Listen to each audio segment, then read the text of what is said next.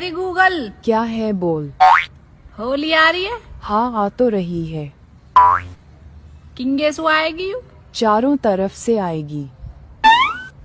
अच्छा का होवे हम में।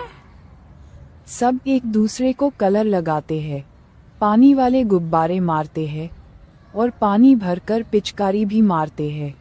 अच्छा अब नू बता, ये पिचकारी क्या रुपया की आएगी। 100-200 रुपए की आ जाएगी। 100-200 रुपया की, 100-200 रुपया की तो एक कुर्ती आ जाएगी मेरी। अब नू पता, ये पौने के गुब्बारे क्या रुपया के आएंगे। 20-25 रुपए का एक पैकेट आ जाएगा। 20-25 रुपया को एक पैकेट, इतने में तो छोले भटूरे आ जा हमारे यहाँ। चल नू बता, यो रंग को पैकेट क्या रुपया को आएगो।